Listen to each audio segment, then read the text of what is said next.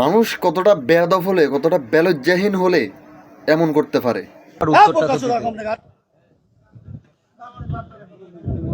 কোন জায়গায় কি বলতে জানি যাই পোকা কি লেগে পড়ে জানি যাই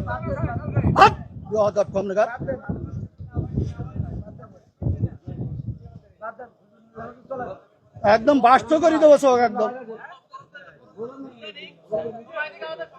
ল্যাঙ্গুয়েজ সোজা করে দেবো কিন্তু একদম বিয়াদব লোক কম নাগার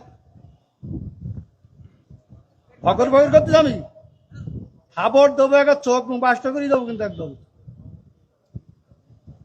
আমি প্রশ্ন করলাম যে একজন লোক বলছে যে আলহামদুলিল্লাহ নামাজ পড় না শুরু না বললে নামাজ হবে না ফালতু পারতেছি। আমি বলছি আমার ইখতিলাফটা আলেমদের এই ইখতিলাফ এটা এখন শুধু না, বিশ্বনবী সাল্লাল্লাহু আলাইহি সাল্লামের সাহাবীদের যুগেও ইখতিলাফ ছিল, এটা মত পার্থক্য থাকবে।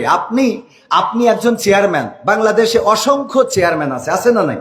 তো সব চেয়ারম্যান কি একই সুরে কথা বলে? বলেন ইসলামের মধ্যে ভেদাভেদ হবে কেন? চেয়ারম্যানই করে একদিনই, ইসলাম একদিন। চেয়ারম্যান আর ইসলামের মধ্যে আপনারা তো বুঝাইতে পারবেন না। আমি যদি বলি যেমন আপনি একজন আলহাজ মানুষ, দেখেন আপনি সব বাদ দেন, ইসলামের বেসিক কিছু নিয়ম আছে।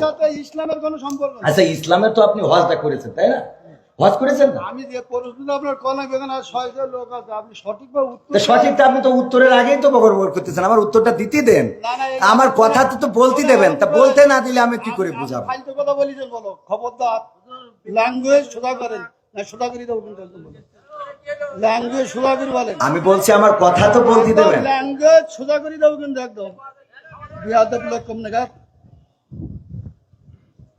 ফকর ফকর করতে জানি খাবার দেবো একটা চোখ বাস্ত করে দেবো কিন্তু একদম।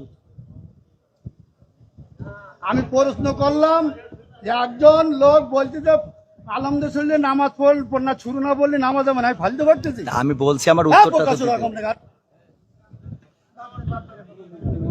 কোন জায়গায় কি বলতে জানি যাই পোকা কি লেগে পড়ে জানি যাই কম নাগার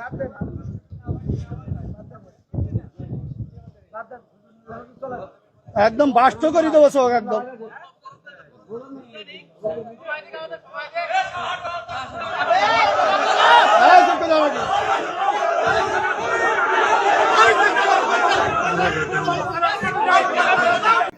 ষোলো 17 বছর পর্যন্ত কিছুই করতে পারে নাই, আর আজকে ওয়াজের ফাঁসে, বক্তার ফাঁসে স্টেজে বসে বক্তাকে তাচ্ছিল্য করে, তুই তাচ্ছিল্য করে ব্যবহার করে।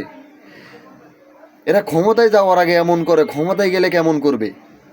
কোনো আলেমকে তারা সম্মান দিবে না, আলেমদেরকে ক্ষমতায় গেলে সাথে সাথে ধরে ধরে জেলে পড়বে। এরা সেই কুখ্যাত সন্ত্রাসী, এদেরকে কখনো ক্ষমতা আসতে দেওয়া হবে না। এরা দেশে মুসলিমদেরকে রাখবে না, এরা বাংলাদেশকে দিল্লিতে পরিণত করবে, এরা বাংলাদেশকে হিন্দুত্ববাদে পরিণত করবে। এটা লিখে দিলাম আমি।